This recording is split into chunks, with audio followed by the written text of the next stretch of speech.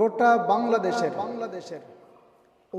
বাংলাদেশের ভিতরে সবচাইতে প্রেজেন্ট সবচাইতে বেশি জনপ্রিয় এবং সেলিব্রিটি ম্যান হলো ডক্টর মিজানুর রহমান আজহারি।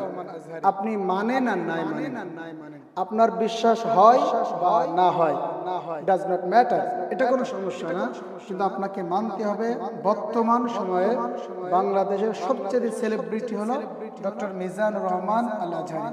কারণ আপনারা তার বিগত কয়েকটা মাহফিলে বুঝতে পেরেছেন এত পরিমাণে হিউজ পরিমাণে ম্যান সেখানে উপস্থিত হয়েছে, যেটা নজিরবিহীন দৃষ্টান্ত।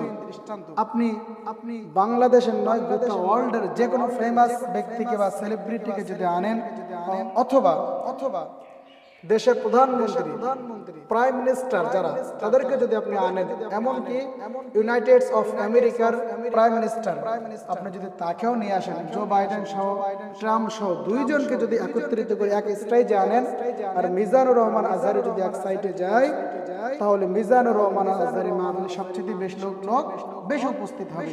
কারণ বর্তমান সময়ে সবচেয়ে বেশি সেলিব্রিটি তিনি মিজানুর রহমান আজহারি।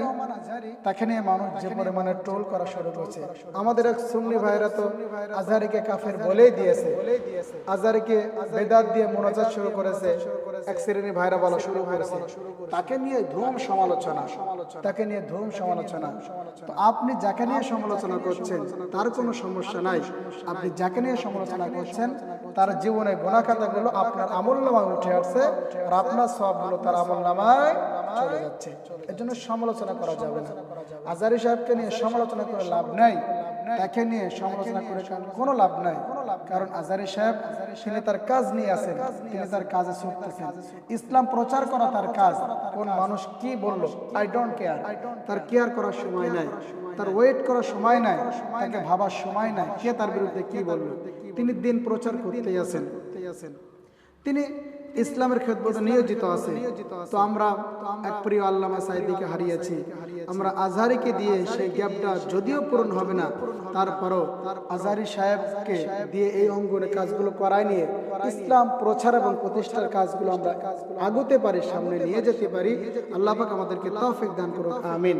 এজন্য আপনারা সমালোচনা না করে দ্বীনের দায়ী যারা রয়েছে, বক্তা যারা রয়েছেন, আমরা কাউকে হিংসা না রেখে একেবারে উদার মনে সবাইকে ভালোবাসা শিখতে বুকে বুক মিলিয়ে কাঁধে কাঁধ মিলিয়ে একাকার হয়ে আসুন ইসলাম প্রতিষ্ঠিত করার চেষ্টা করি।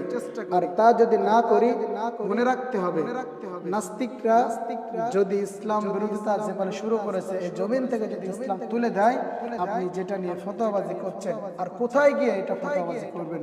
আপনি যে ইসলাম নিয়ে ফতোয়াবাজি করছেন, এই ইসলামে যদি না থাকে, কোথায় গিয়ে ফতোয়াবাজি করবেন? আসুন আমরা ইসলামের মৌলিক বিষয়গুলো, বেসিক বিষয়গুলোকে সামনে রেখে এক হতে পারে। আল্লাহ তাওফিক দান করুক, আমিন।